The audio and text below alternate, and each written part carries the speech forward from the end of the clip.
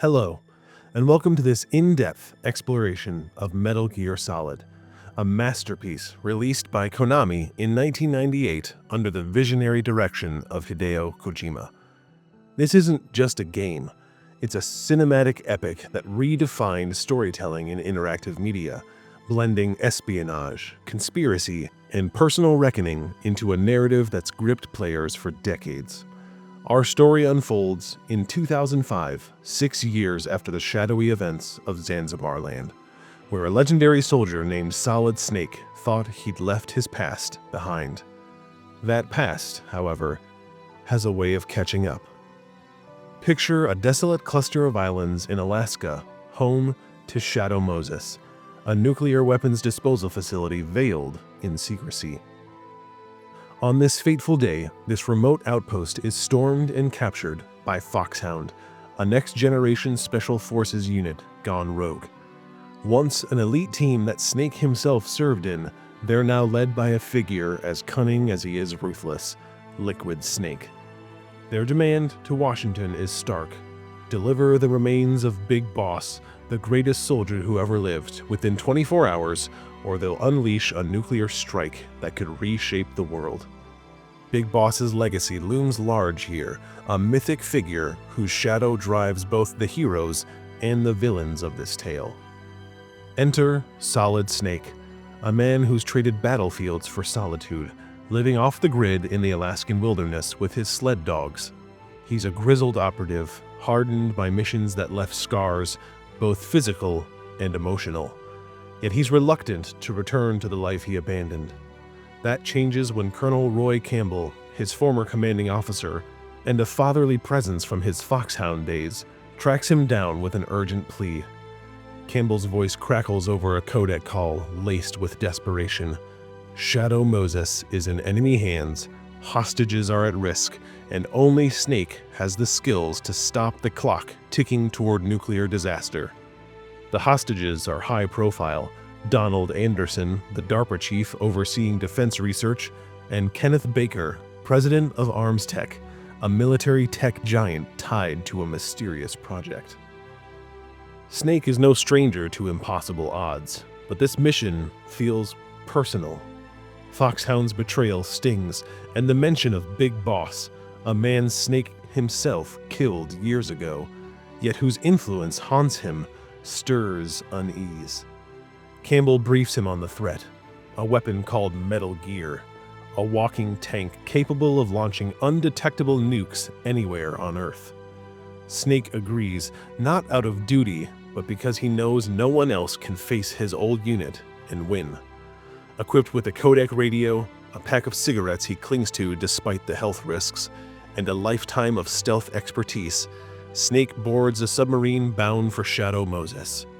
As he submerges into the icy depths, he's not just infiltrating a base, he's stepping back into a world of secrets that will unravel his identity, his loyalties, and the very definition of warfare. It's a bone-chilling night in 2005, the kind of cold that seeps into your marrow and lingers long after you've found warmth. Solid Snake, a man whose name carries the weight of legends and ghosts, begins his mission under the cover of darkness. Launched from the USS Discovery, a stealth submarine cutting through the Bering Sea, he's propelled into the icy, ink-black waters surrounding Shadow Moses Island via a swimmer delivery vehicle, a sleek torpedo-like contraption that hums faintly as it carries him toward his target.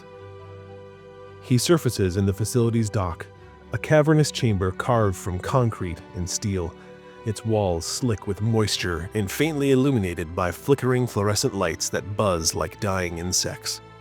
The air smells of rust and salt, a reminder of the island's location.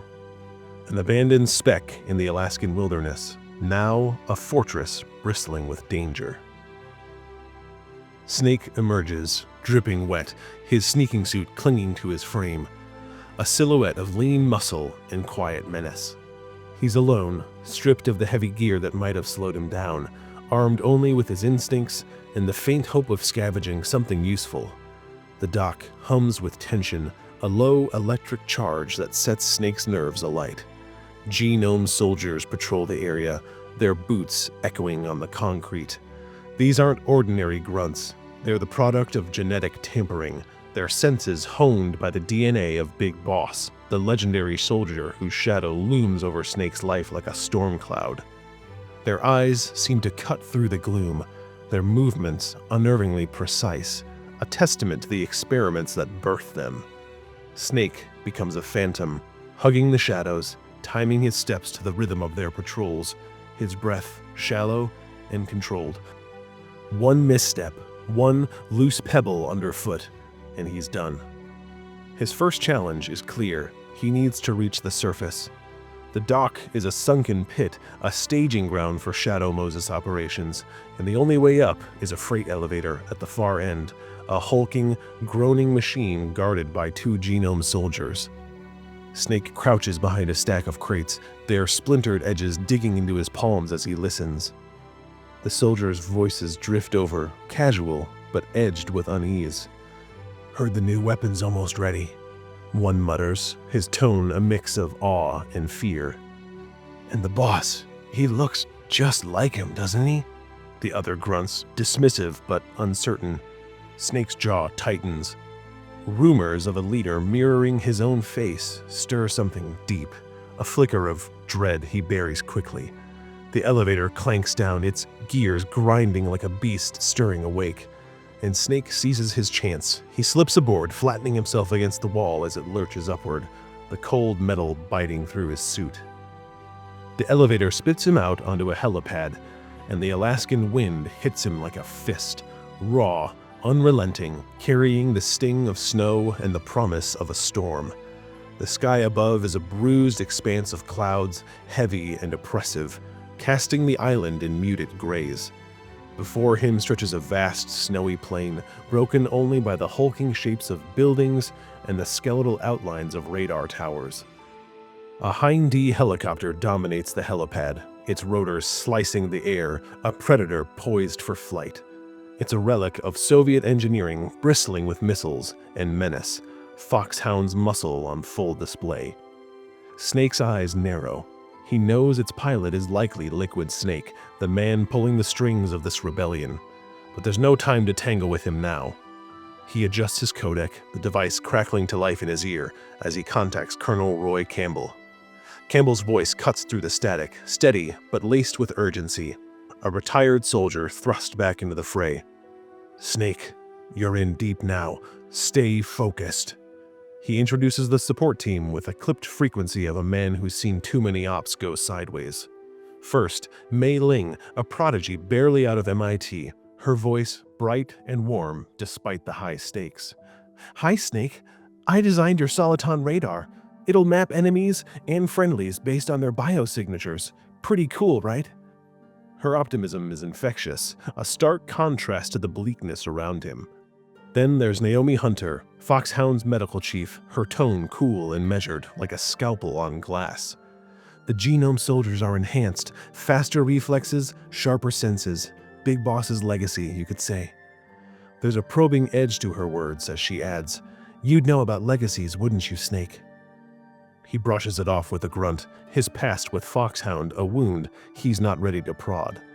Campbell cuts in, laying out the mission. Rescue DARPA Chief Donald Anderson and ArmsTech President Kenneth Baker, both held hostage, and neutralize the nuclear threat FOXHOUND's cooking up. "They know you, Snake," he warns. "Every move you make, they'll anticipate." From the helipad's edge, Snake peers through binoculars, scoping the tank hangar below. A fortress of steel nestled in the snow, its walls scarred by weather and time. A ventilation duct catches his eye, high on the building's exterior, a narrow slit promising stealthy entry. It's a gamble, but quieter than busting through the front door.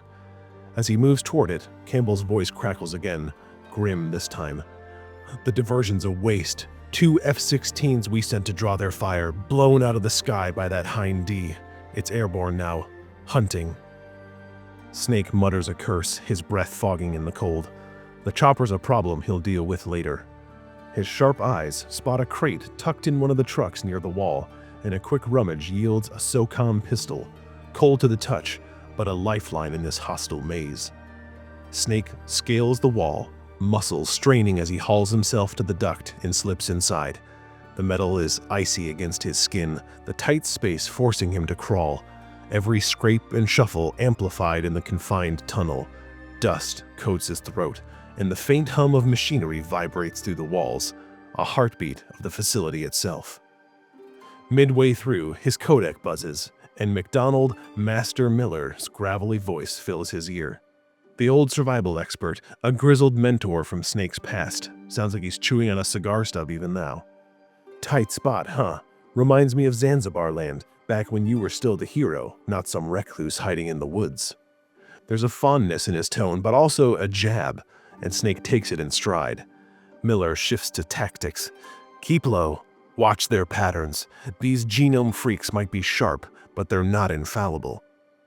Snake grunts in acknowledgement, his mind flashing to those days, missions that forged him, broke him, and left him a lone wolf.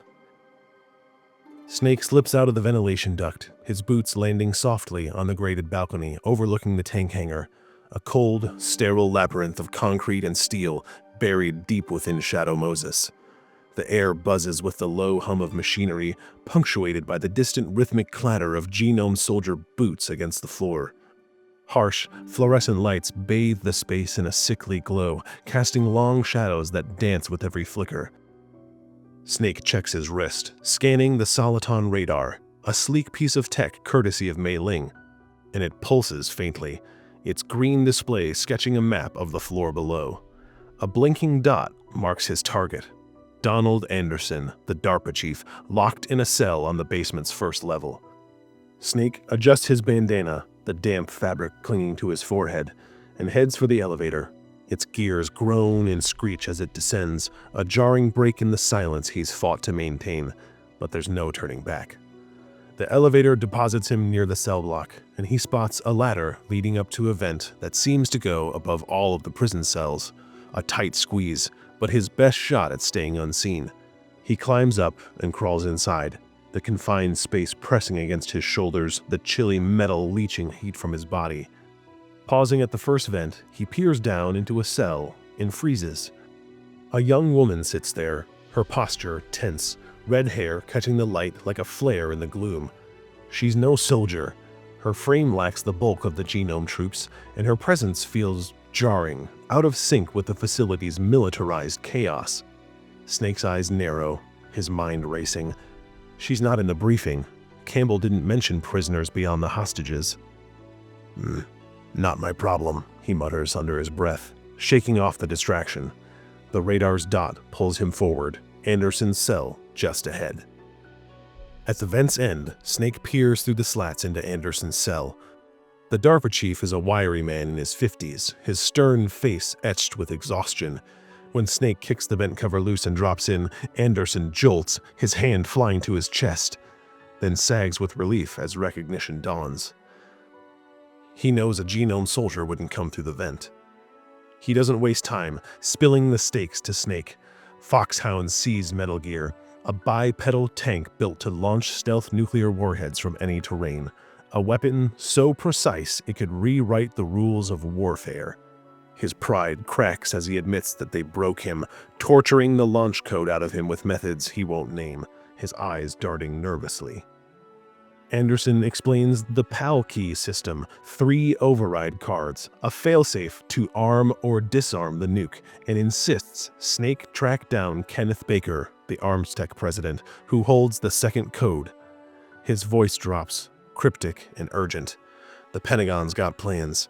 You can still stop this if you disarm it right. Before Snake can dig deeper, Anderson gasps, clutching his chest, his face contorting in sudden agony. He crumples to the floor, lifeless, his eyes frozen wide. A heart attack? Snake's gut screams otherwise. Too convenient, too sudden. He taps his codec, voice low and biting. "Campbell, what aren't you telling me?" The colonel's response is curt, evasive. "Stick to the mission, Snake. Find Baker." The line crackles with unspoken tension, trust fraying like a worn rope. A commotion erupts nearby and Snake's senses spike. As he edges around the corner out of the cell, SOCOM raised, a genome soldier lies sprawled out on the floor, naked and out cold, his uniform stripped from him. Standing over him is the red-haired woman from the cell, now clad in the guard's oversized fatigues, the sleeves rolled up to fit her tighter frame, her hair peeking out just a little under the pilfered mask, a vivid slash of color against the drab green. She spins, leveling a rifle at Snake's face, her stance shaky but determined. "Rookie," Snake growls, his SNOCOM snapping up in response. Her grip's unsteady, trembling slightly, and a quick glance reveals that the safety's still on, a dead giveaway of inexperience. Before he can disarm her, 3 genome soldiers burst in, rifles barking. Instincts take over. Snake fires with lethal precision, dropping 2 in a heartbeat, while the woman, surprisingly, squeezes off a wild shot that catches the 3rd in the shoulder.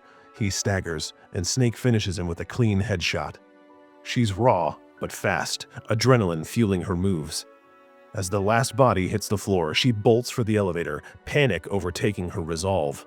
Snake lunges after her, but she twists, spraying bullets in a frantic arc. He dives behind a wall, rounds pinging off the concrete, and the elevator's doors slam shut, whisking her away. A ghostly voice crackles in Snake's mind, and a ghastly image of a slim man in a gas mask appears in front of Snake. A codec call cuts through the chaos, Naomi's voice, clinical yet intrigued. "That was Psycho Mantis, FOXHOUND's psychic," she says as the ghostly chuckle echoes in Snake's skull, unbidden and eerie. The voice fades, leaving Snake with more questions than answers. Who was that woman? Her aim was sloppy, but her nerve held under fire. Too skilled for a civilian, too green for a soldier. He files it away, the mystery gnawing at him as he heads deeper into the facility. Below, the 2nd basement awaits, Baker's last known location. Snake descends via the elevator, his soliton radar flickering out, jammed by something in the walls. His eye catches a subtle flaw, a wall painted a shade off from the rest, its edges too clean. A block of C4 from his pack does the trick, the explosion ripping through the silence and revealing a hidden passage.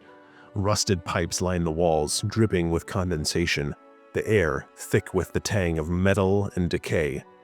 At the end, Kenneth Baker sits slumped against a pillar, wrists bound, surrounded by C4 charges linking to a gleaming tripwire. He's a frail man in his 60s, sweat beading on his pale face despite the chill. His right arm twisted at a grotesque angle, shattered by torture. His breaths are shallow, pained, as Snake kneels to cut him loose. But before he can, a figure strides from the shadows, Revolver Ocelot, FOXHOUND's sharpshooter. His gray hair slicked back, mustache curling around a smug grin. He twirls a Colt single-action army revolver with a gunslinger's flair, the polished barrel glinting under the lights. "Well, well, Solid Snake," he drawls, voice thick with bravado. "Let's see if the legend holds up." The duel erupts in the cramped space, bullets whine ricocheting off pipes, sparks flashing as Snake weaves between cover. Ocelot's fast, each shot a calculated taunt, but Snake's methodical, landing hits that chip away at the sharpshooter's swagger. As Ocelot loads fresh rounds for a killing blow, a blur of motion slices through. An invisible blade severs his right hand, blood arcing as he screams, clutching the stump. The ropes around Baker snap, and the C4 ignites in a thunderous blast, shaking the room. Ocelot snatches his severed hand and staggers back, snarling, "This isn't over. We'll meet again," before vanishing into the haze. From the smoke steps a cybernetic ninja, gray-armored, katana gleaming, its movements fluid yet erratic. It stumbles, clutching its head as if fighting an internal war, and then flickers out of sight like a ghost. Snake drags Baker from the debris, the old man coughing through the dust. His voice is weak, broken. "Ocelot. He tortured me. Took my code. Couldn't hold out my arm." He winces, shame etching his face, and hints at a woman brought in during the revolt. "She's your link to him," before naming Dr. Hal Emmerich, Metal Gear's designer, imprisoned deeper below. He fumbles an optical disc into Snake's hand. Metal Gear's test data, a lifeline of intel. Then gasps, eyes glazing over as he collapses. Dead. Like Anderson. Snake stares, fists clenching. 2 hostages, 2 sudden deaths. No answers. Campbell's orders crackle through the codec. Keep moving, Snake. But they ring hollow now. This isn't just a rescue op. It's a trap, a puzzle with pieces that Snake can't see yet. Snake steps from the shattered armory, the optical disc from Baker now a heavy weight in his gear, its secrets pressing against his resolve. The air still reeks of smoke, the echoes of the C4 blast fading into the facility's oppressive hum. He taps his codec, dialing the frequency Baker hinted at, a lifeline to the mysterious woman. Static crackles, then her voice cuts through, sharp and defiant. This is Meryl Silverberg. She reveals she's Campbell's niece, a rookie soldier thrown into the deep end when Shadow Moses fell. Her words tumble out fast, edged with bravado but tinged with nerves, as she reveals she's been undercover since the revolt, masquerading as a genome soldier to gather intel. She spills what she knows, building layouts etched into her memory, guard rotations she's memorized to survive, and Dr. Hal Emmerich's last sighting in the labs below. Her enthusiasm is raw, almost reckless, clashing with her inexperience, and Snake cuts her off with a gruff edge. You're green, kid. I need you to stay out of my way. Her tone shifts, hardening as she recounts her baptism by fire, her first kill during the uprising, the way the soldier's blood sprayed across her hands, the sound of his last gasp. It's unpolished, haunting, and it hits Snake like a memory from his own past. He softens just a fraction. Fine. Meet me later. Stay sharp. Their codec line hums faintly, a fragile tether in the storm of Shadow Moses. Snake's path to Emmerich leads outside, through a desolate canyon carved between jagged cliffs. A narrow scar of snow and rock stretching into the distance. The wind howls, kicking up flurries that sting his face, and the cold biting through his sneaking suit doesn't help. His codec buzzes mid-stride, an unfamiliar voice breaking through. Deep, urgent, cloaked in static. Call me Deep Throat, it says. No explanation offered. Watch your step. There are claymore mines in the snow. Snake slows, squinting through the drifts, and spots them, faint red blinks beneath the powder, deadly explosives rigged to shred anything that moves. He pulls a mine detector from his pack, its faint beeping guiding him through the maze. Each step a gamble as the wind masks the sound. He's halfway across when the ground begins to tremble. A tank lumbers into view, its turret swiveling with mechanical menace. Atop it stands Vulcan Raven, a towering Inuit shaman, his broad frame exposed to the harsh, cold elements of the Alaskan weather. Dark eyes glinting like polished obsidian, and a tattoo of a raven on his bald head. His voice booms over the gale, rich and taunting. Solid Snake, the man who makes the impossible possible. Let's see your legend hold. The tank's cannon roars, shells gouging craters in the snow, but Snake moves like a shadow. Grenades arcing from his hands, bursting against the turret in a fiery boom. The gunner slumps, the machine grinds to a halt. Raven somehow survives, emerging from the smoldering wreckage of the tank, a testament to his sheer strength and grit. Raven calls Revolver Ocelot on his own codec, letting him know that Snake is advancing to the next building. Inside, Snake is greeted by a storage base stacked with warheads. Dismantled relics of a nuclear age, their casings rusted but still volatile. The air's thick with a metallic tang of decay, a grim reminder of the stakes he's fought against since Outer Heaven. Campbell's voice crackles over codec. No gunfire, Snake. One spark could blow it all. Snake nods to himself, holstering his SOCOM, and takes an elevator down to the second basement, Emmerich's prison. The doors slide open to a nightmare. Gas chokes the hall, its greenish haze searing his lungs while the floor hums with electricity arcing in lethal bursts. Deep Throat calls again, cool and precise. Transformer room, Left corridor. Use the Nikita missiles. Snake locates the missile launcher, hoists it onto his shoulder, and fires a guided missile that streaks through a vent, weaving past pipes until it slams into the power hub. A distant boom kills the current in the floor. Snake dons a gas mask that is stashed in a nearby room and makes his way through the deadly hallway. The next corridor is a slaughterhouse. Genome soldiers lie in heaps, their bodies cleaved with surgical precision, blood pooling on the tiles in crimson mirrors. Snake steps over them slowly, his boots leaving faint footprints, until he rounds the corner and sees one soldier suspended in midair, as if he's being held by a ghost. The soldier crumples to the ground, tossed aside as if he's nothing, and the door to Emmerich's office opens. Inside, Dr. Hal Emmerich, Otacon as others know him, cows in a corner, a lanky figure with messy hair and thick glasses, his lab coat crumpled. Above him looms the cyborg ninja, its gray exoskeleton gleaming, katana poised to strike. Its red eye snaps to Snake, and it charges. Steel meets flesh in a brutal dance. Snake ducks under sweeping blade arcs, landing punches that clang against armor. The ninja's speed is a blur. Otacon scrambles into a locker, slamming it shut as the ninja staggers from a perfectly timed strike from Snake's fist, clutching his head in a glitch of pain. The ninja's voice cuts through, distorted, yet achingly familiar. "Snake, do you remember me?" Before he can answer, the ninja vanishes, leaving only echoes. Snake's mind races as the ninja's words gnaw at him. He calls Campbell, voice low. "Gray Fox. That ninja was Gray Fox." Naomi confirms it. Cybernetic resurrection, a failed project that butchered its surgeons, leaving Fox a tortured shell. Snake's jaw tightens.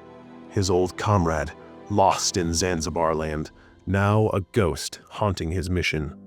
He pushes on, releasing Emmerich from the locker he cowered in. Snake hauls Otacon out, the engineer trembling, but intact.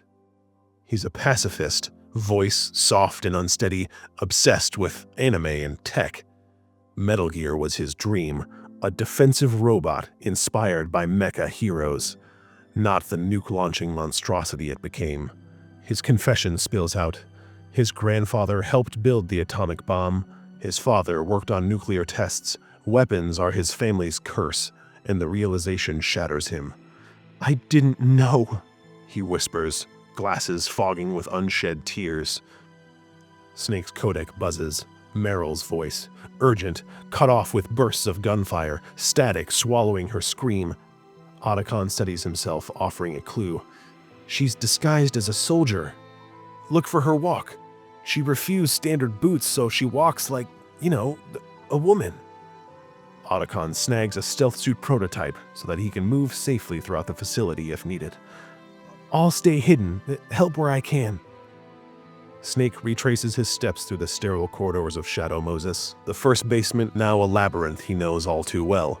Its cold concrete walls, the flickering lights, the faint hum of machinery. The Soliton radar pulses on his wrist softly, a lifeline in the chaos, mapping genome soldiers as they patrol in their crisp, identical uniforms. These aren't just grunts, they're genetic echoes of Big Boss, his DNA spliced into their very being, granting them reflexes that snap like coiled springs, senses that cut through the gloom. Snake's on edge, every shadow a potential threat, but his focus is singular. Find Meryl. Otacon's quirky tip, her way of walking, loops in his mind, a faint smirk tugging at his lips despite the stakes. Amid the synchronized stomps of boots, he spots her, a soldier out of rhythm, defiantly rejecting the stiff, standard-issue boots.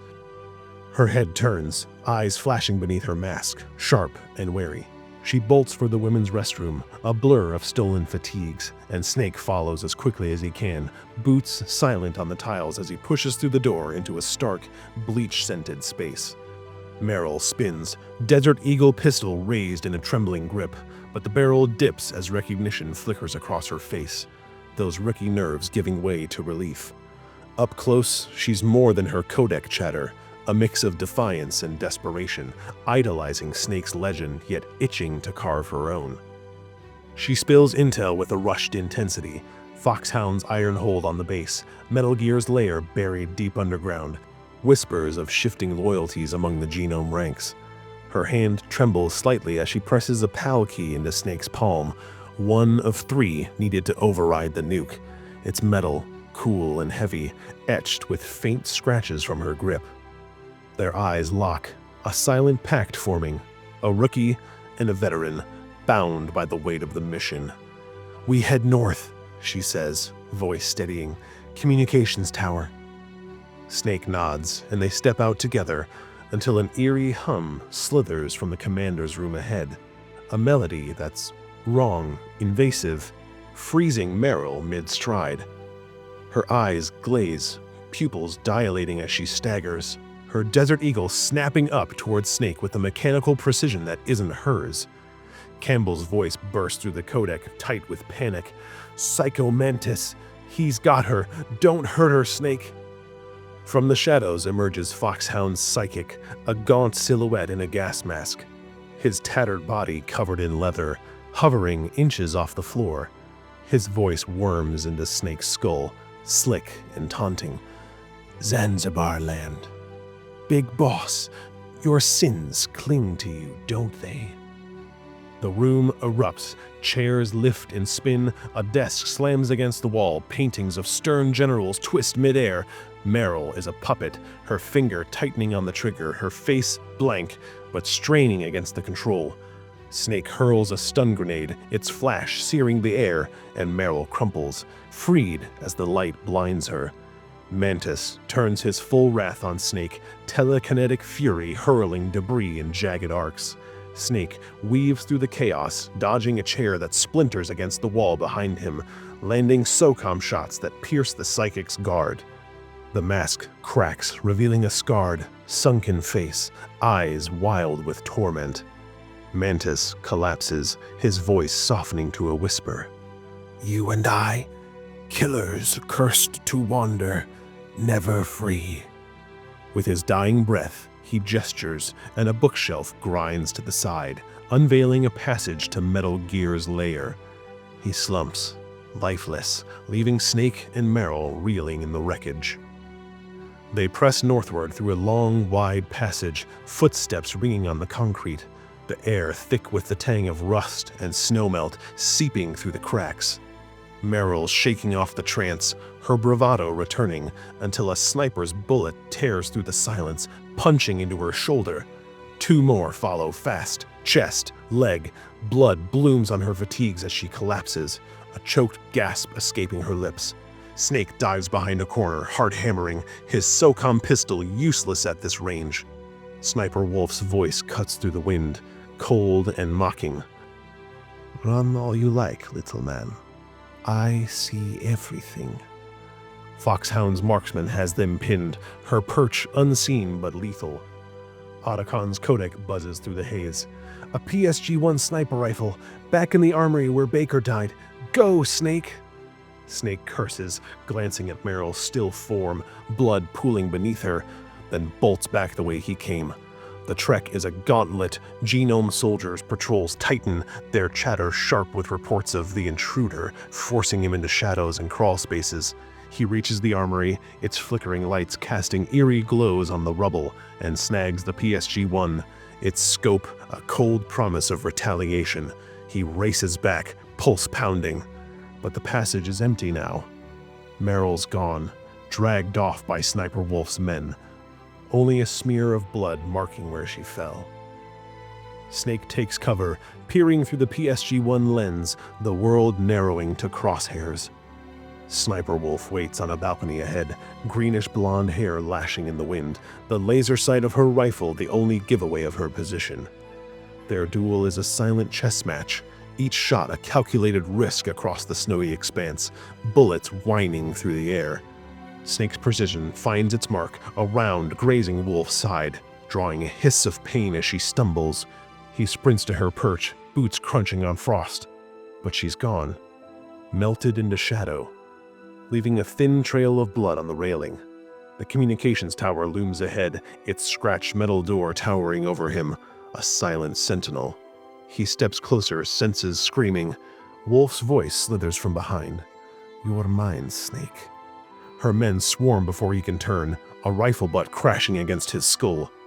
Darkness swallows him whole. The tower's shadow, the last thing he sees.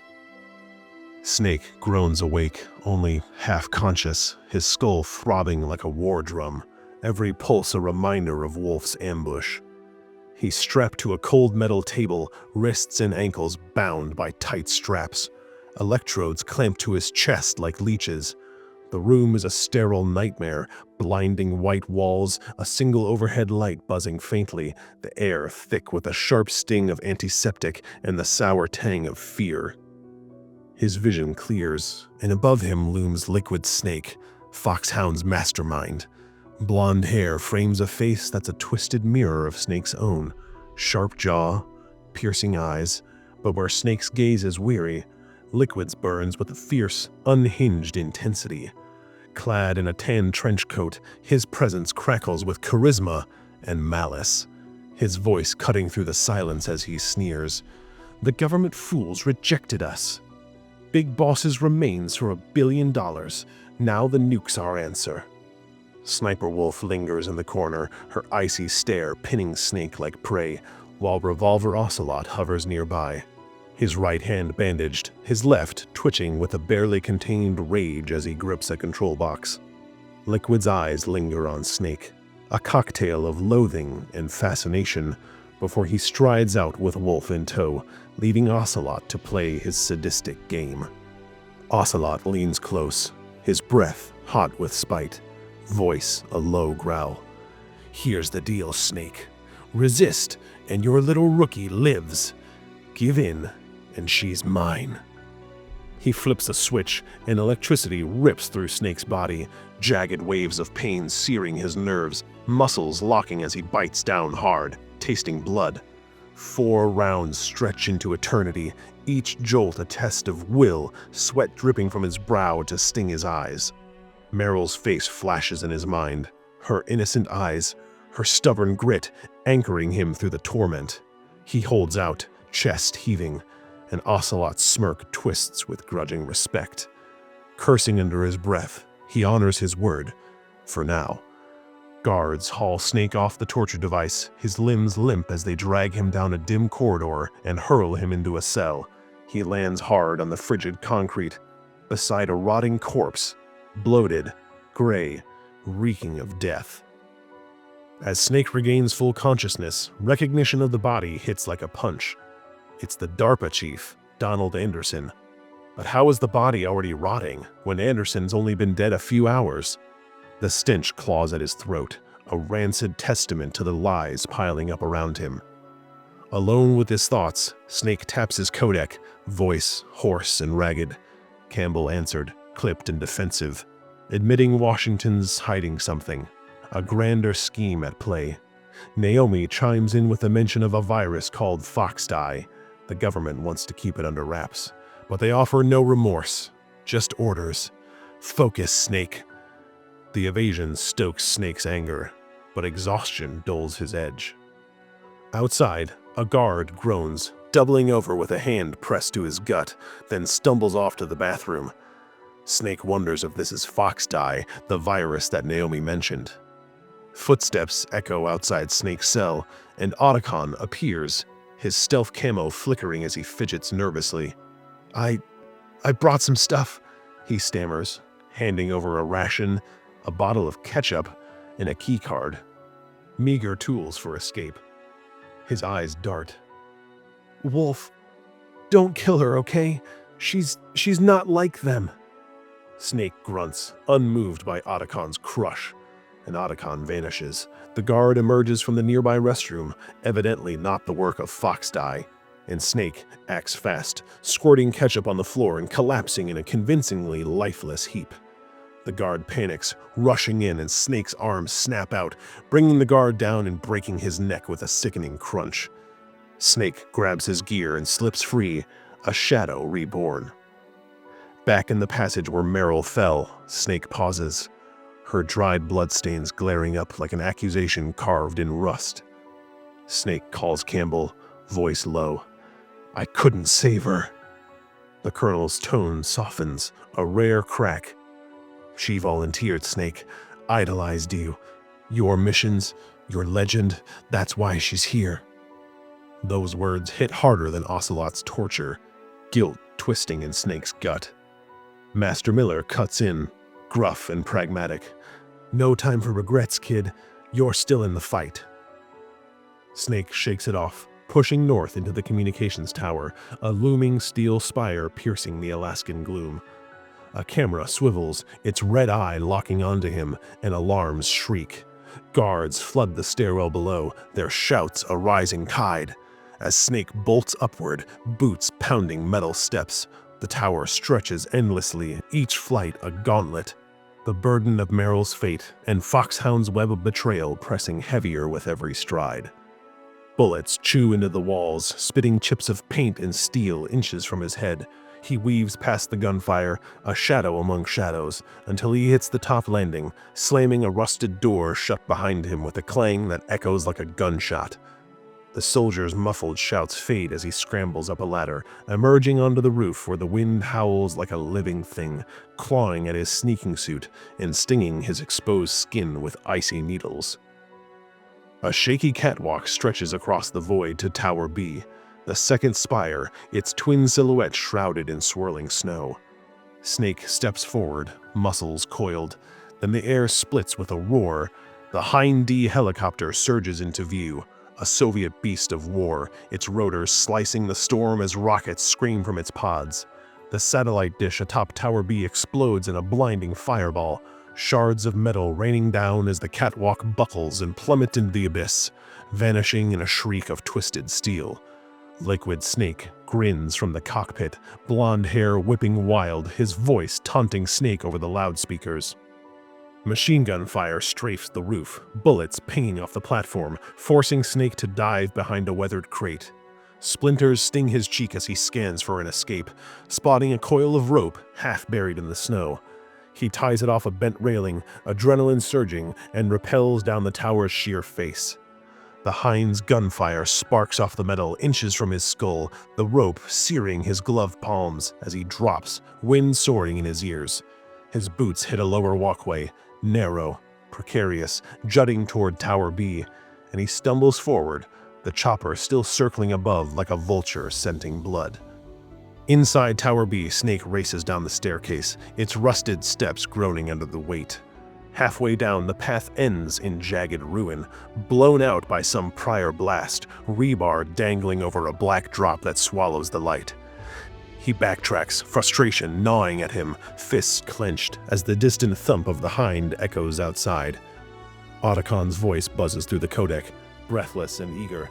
"I'm at the base, Snake, working on the elevator. It's a mess, but I'll get it running." Snake grunts acknowledgement and doubles back to Tower B's roof, the wind fiercer now, snow swirling in blind furies that coat his bandana white. The Hind D hovers just beyond reach, its silhouette a dark smear against the storm, rotors a deafening pulse. Snake unslings a Stinger missile launcher that he picked up on his way up the tower, its weight grounding him as the targeting system hums to life, red crosshairs locking onto the chopper's heat signature.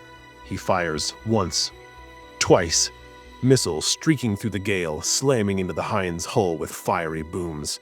Liquid banks hard, cursing through the static, but a third shot clips the tail rotor. The chopper lurches, spiraling wildly, and crashes into the mountainside in a plume of black smoke and orange flame. The explosion lighting the snowfield like a dawn gone wrong.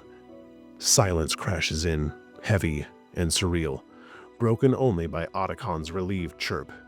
"Elevator's up, Snake. Get down here." Snake descends to the elevator, its doors creaking open with a groan of protest. He steps inside, the dim interior flickering under a dying bulb, and presses the button. A loud buzz jolts him. Something's wrong, a vibration humming through the floor. Otacon's voice cuts in, panic rising. "Snake, 4 stealth camo suits are gone from my lab, and the weight limit warning, it's gone off." Too late. Snake senses the air shift, a ripple of menace. Then 4 genome soldiers decloak around him, their silenced rifles gleaming in the tight space. It's a brutal, claustrophobic brawl. Snake slams an elbow into a jaw, twists a rifle barrel aside, snaps a wrist with a crunch. Bullets graze his arm, blood welling hot. But he fights like a cornered animal, knees, fists, raw instinct. The last soldier drops, neck twisted at an unnatural angle, as the elevator dings and shudders to a stop.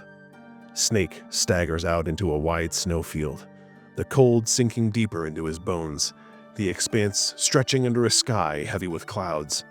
And a sniper's bullet whistles past his ear, another kicking up powder at his feet, and he dives for cover behind a drift. Otacon's codec buzzes, frantic. "You're under fire! Who? Oh, Snake, it's her!" His voice trembles with awe and dread. Sniper Wolf. Snake growls, gripping the PSG-1 sniper rifle tighter. "She shot Meryl." Wolf's voice slithers through the codec, icy and unshaken. "You're a dead man walking, Snake. I'll bury you in this snow." Otacon pleads, his crush blinding him. She's not evil, Snake. Please don't kill her." But Snake's resolve hardens, eyes narrowing as he scans the field for her perch. Meryl's bloodstains flash in his memory, a debt unpaid. "She's made her choice," he mutters, voice steel cold, setting the stage for their inevitable reckoning in the frozen wastes. Snake dives behind a snowbank, the vast field sprawling before him like a frozen graveyard, its surface a blinding sheet of white, broken only by jagged rocks and the twisted husks of leafless trees. Sniper Wolf lurks ahead, her sniper's scope a faint glint in the swirling snow, a predator lying in wait. The duel unfolds in agonizing silence, wind hissing through the drifts, breaths held tight, each waiting for the other to crack. Snake steadies his own rifle, the cold steel biting into his palms, scope fogging slightly with his exhale. Sniper Wolf makes the first move, firing a single shot, barely missing Snake's head. But that's enough for Snake to adjust and react. He fires a single, perfect shot, piercing the gale, striking Wolf square in the chest. Her lung punctures with a wet gasp, and she collapses, a dark stain blooming beneath her. Snake crosses the field, boots crunching through the snow, the air heavy with a coppery scent of blood. Sniper Wolf lies sprawled out, her greenish-blonde hair fanning out, rifle discarded in the snow. With her final breaths, she tells her story. Being born into a war-torn chaos, parents lost to bombs, rescued by Big Boss, who forged her into a sniper unmatched. "Set me free," she rasps, eyes locking with Snake's. Otacon stumbles up, his stealth suit flickering off, tears freezing on his cheeks as he begs Snake to stop. Snake raises his pistol, expression unreadable. A single shot cracks the silence. Wolf's body lies still as wolves howl in the distance, their mournful wail echoing off the cliffs. Otacon turns away, choking on grief, while Snake presses on to an elevator, its groaning descent plunging him into the underground base. The elevator lift spits him out into a blast furnace level, a hellscape of searing heat, molten vats, glowing red-orange, the air thick with the metallic tang that coats his throat. Sweat beads on his brow as he crosses a catwalk to another elevator lift, the roar of machinery deafening as he descends again, then steps into a cold storage area. Freezer units hum ominously, frost spiderwebbing on the walls, and a flock of ravens scatters with harsh cries as he enters. Vulcan Raven emerges from the shadows, the towering Inuit shaman, his broad frame radiating primal fury, dark eyes glinting like polished stone. He carries with him an M61 Vulcan minigun, 6 barrels spinning up with a mechanical whine, and his voice booms. "Snake, let's dance with death."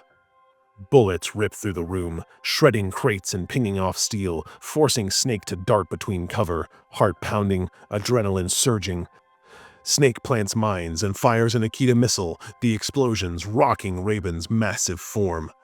The shaman staggers, blood pooling beneath him, and he sinks to his knees. Raven respects the warrior Snake has proven himself to be, and with his final breaths, he reveals critical, yet confusing information about their plans. The man you met wasn't Anderson. It was Decoy Octopus, our mimic. He wore his face. The ravens in the room begin to descend on Vulcan's dying body, pecking at his flesh as he gasps, "Solve the riddle, Snake."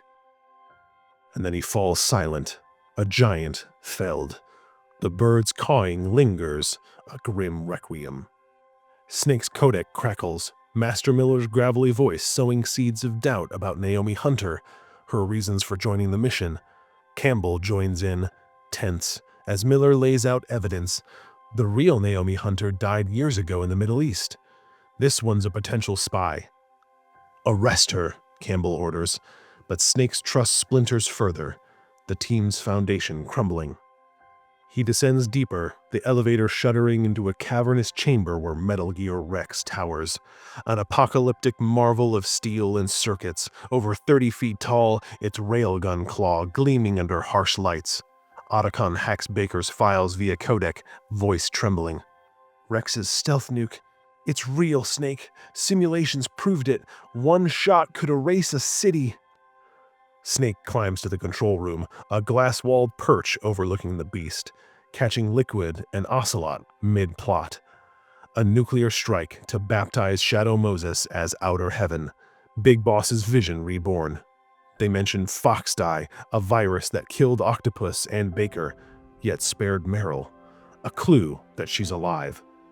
Then they acknowledge a truth Snake was hoping would have been impossible. The codes have been used, and the nuke is active. Otacon chimes in, breathless. "The PAL key. We need to use it to deactivate Metal Gear and the nuke. It's a shape memory alloy. It shifts with temperature. Room temp, frozen, hot. 3 states, 1 key." Snake grips Meryl's key, its edges worn, realizing this 1 key is all he needs. Ocelot spots Snake through a camera, firing a wild shot that pings off the console, off a wall, and redirects into the key, knocking it from Snake's hand.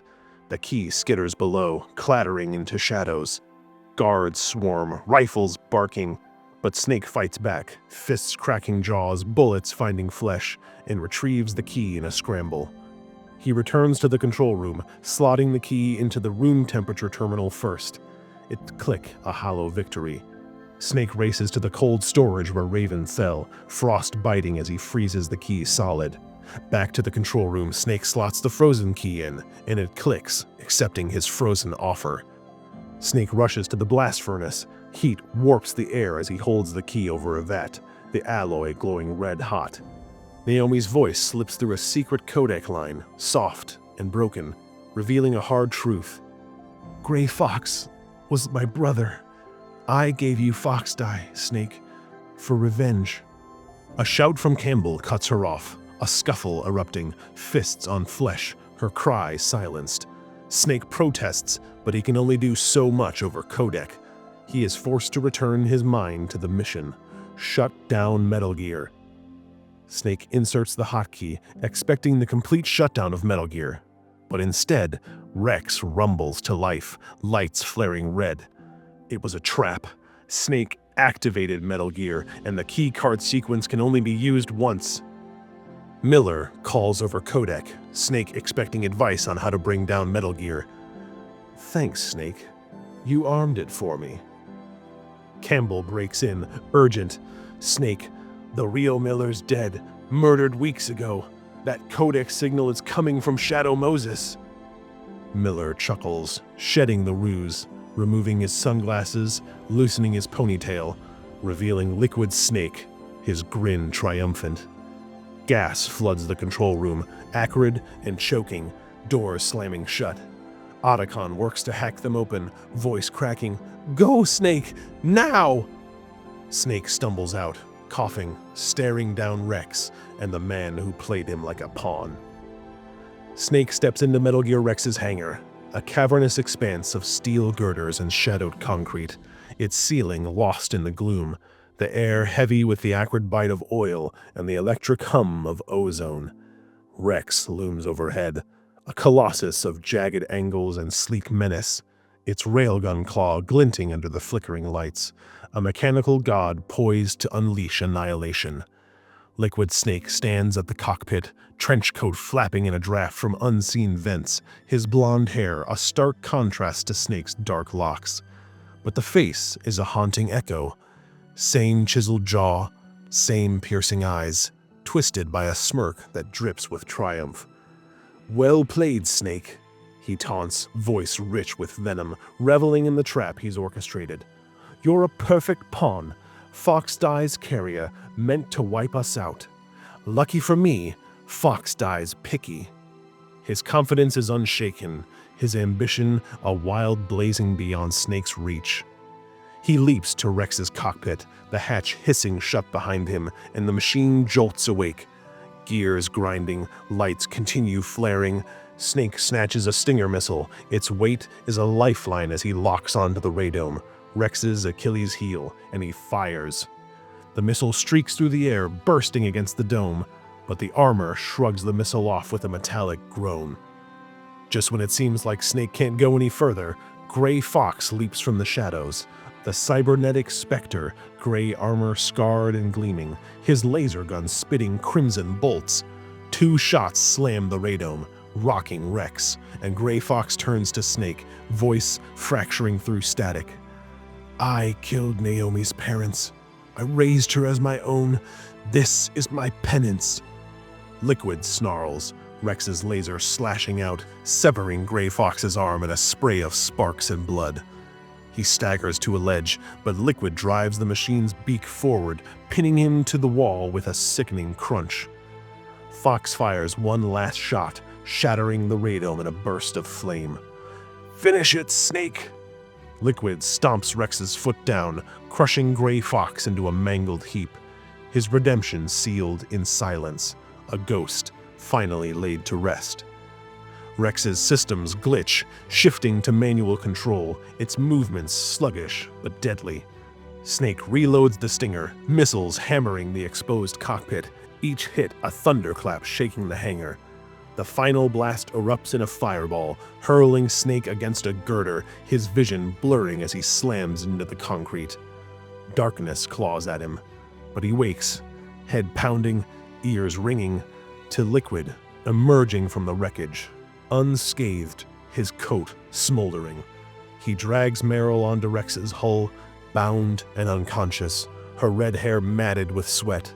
A bomb ticking beside her, its red digits a cruel countdown. Liquid peels back the shared history like a festering wound. He and Snake are brothers, clones, sons of Big Boss. Spawned by the Les Enfants Terribles project, a cold experiment to replicate the ultimate soldier.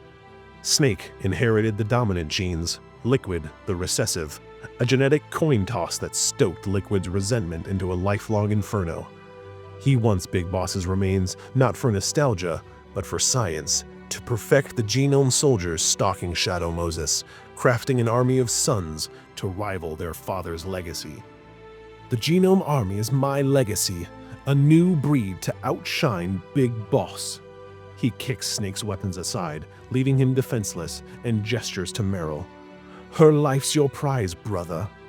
One last game." Snake taps his codec, voice raw, reaching Campbell. The colonel's tone is grim. The Pentagon's ordered a nuclear strike on Shadow Moses, and Defense Secretary Hausman's erasing the evidence. Campbell vows to stall it, but Hausman's voice breaks in, smug and commanding. "Campbell's under arrest. Treason. We'll spin it as a terrorist nuke." Liquid steps forward, cracking his knuckles, challenging Snake to a bare-knuckle brawl atop Rex's scarred hull, the bombs ticking a relentless pulse beneath them. "Beat me, and she might live," he sneers. They clash in a flurry of fists, Snake's disciplined strikes meeting Liquid's feral fury, blood spattering on the frigid metal. Punches land like hammer blows, ribs creaking, lips splitting, 2 brothers locked in a primal dance of hate and survival. Snake's training tips the scales. He ducks, grabbing Liquid by the waist, and hurls him over the edge with a guttural roar. Liquid's scream echoes as he plummets, vanishing into the dark abyss below, the thud of impact swallowed by the hangar's depths. Snake scrambles to Meryl, her eyes fluttering open, dazed but alive. As he fumbles with the bomb's wires, hands trembling from exhaustion and adrenaline, the timer freezes at 3 seconds left, a heartbeat from oblivion. The base quakes, cracks spiderwebbing the walls, dust raining from above. Time's running out, the nuclear clock ticking louder than ever. Snake hauls Meryl to her feet, her body trembling from blood loss and exhaustion, but her eyes burn with a defiance that refuses to break. The hangar groans around them, steel beams buckling as chunks of concrete come crashing to the floor, echoes of the Pentagon's threatened strike reverberating through the dying base. Dust chokes the air, stinging their lungs as they stagger into an adjacent garage, a cavernous space littered with shadows and forgotten machinery. A dusty Jeep sits in the corner, its frame battered, but intact, a mounted machine gun gleaming faintly under a flickering bulb. Meryl slides into the driver's seat, wincing as her wounded shoulder brushes the wheel. Snake swings onto the gunner's perch, hands steady despite the ache in his bones, adrenaline overriding the bruises from Liquid's fists. Genome soldiers pour in, silhouettes against the dim light, rifles spitting fire, and Meryl slams the gas, tires screeching as she weaves through the onslaught.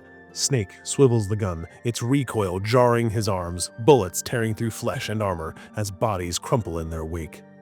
The Jeep bursts into a long tunnel, the roar of the engine bouncing off the concrete. Soldiers line the path, their shouts drowned by gunfire, but Snake cuts them down, brass casings raining to the floor.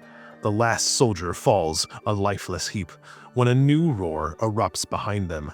Liquid Snake, impossibly alive, barreling through the tunnel in another Jeep.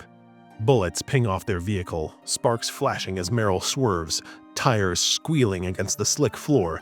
Snake pivots, returning fire, each burst a desperate bid to end this nightmare. Liquid's Jeep weaving closer, his snarling face illuminated by muzzle flashes. Daylight glints ahead, a sliver of salvation, and the tunnel spits them onto an ice-slicked road.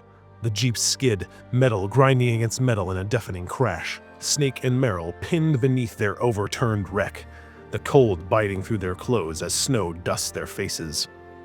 Liquid staggers from his own wreckage, unscathed, a predator reborn. He raises his rifle, barrel aimed square at Snake's chest, finger tightening on the trigger, and then he falters. His free hand clutches his heart, eyes widening in shock as he gasps, a wet cough rattling his frame. FOXHOUND strikes at last, the virus shaking through his veins, and he collapses into the snow, blonde hair splaying like a halo around his lifeless face. Snake stares, breath fogging in the dawn chill, his own pulse hammering. Will FOXHOUND claim him next? Campbell's voice crackles through the codec, steady but strained. Houseman's been arrested. Went rogue with that strike order. It's called off, Snake. He confesses the mission's lies, regret heavy in his tone, and directs them to a snowmobile stashed in a nearby cave. Get out of there. Their goodbye is bittersweet, a promise of drinks in a future neither believes in. The line fading with a faint static hum. Naomi takes over, voice trembling as Snake relays Gray Fox's last words. His heroism, his guilt over her parents' deaths. She chokes back sobs, dodging Snake's question about FOXHOUND's timer. Everyone dies when their time's up, Snake. Live while you can. Her ambiguity hangs like a shadow. He's alive, but for how long? Otacon chimes in a quick call as well, a reassuring call for both him and Snake that they're both alive. Snake pulls Meryl from the wreckage, her arm slung over his shoulder, his strength an anchor against her faltering steps. The Alaskan dawn spills cold across the horizon, painting the snow in hues of fire as they trek to the cave, a jagged maw in the mountainside. The snowmobile waits inside, its sleek frame half buried in frost, engine coughing to life as they climb aboard. Meryl presses her bandana into Snake's hand, tattered, stained with blood from her first fight, a silent token of their bond. Snake grips the handlebars of the snowmobile, and they peel out, the base's distant explosions rumbling like thunder behind them. The wind whips past, sharp and cleansing, as they talk, haltingly at first. "David," Snake says, shedding his code name like old skin, testing a name untainted by war. Meryl muses about a life beyond battlefields, a life with dogs, open skies. Her voice is soft, but hopeful. The horizon stretches wide, fragile dreams taking root in the quiet between them. The snowmobiles hum a lifeline carrying them forward. Days later, in a shadowed room far from Alaska, Revolver Ocelot adjusts his coat, his severed hand reattached, a marvel of surgery or subterfuge. He dials a secure line, voice low. "It's done. I've got the Metal Gear disc. Test data intact." They discuss Fox Die and the truth that Liquid, not Snake, was the superior clone. He pauses, listening intently, and then responds, "Yes, sir. Goodbye, Mr. President." A double agent to the end, his loyalties a tangled web. He hangs up, the mission's echoes rippling outward. Shadow Moses fades into memory, but its secrets linger, a shadow cast by unseen hands, a story closed, yet unresolved. And that concludes the story of Metal Gear Solid, a journey from a lone infiltration to a battle for identity, survival, and redemption. Solid Snake entered Shadow Moses a reluctant soldier, haunted by Big Boss's ghost, and emerged as David, a man reclaiming humanity alongside Meryl, a rookie who became his equal. Liquid's vision of outer heaven fell, but the cost was steep. Gray Fox's sacrifice, Otacon's loss, Naomi's unanswered grief, and Ocelot's call with the President, a conspiracy that outlasts the mission's end. This isn't just a story of stealth and gunfire, it's about legacy. What we inherit, what we destroy, and what we will build anew. If you enjoyed this deep dive, hit the like button and subscribe for more gaming recaps. Thanks for sticking with me through this incredible story. We'll see you in the next one.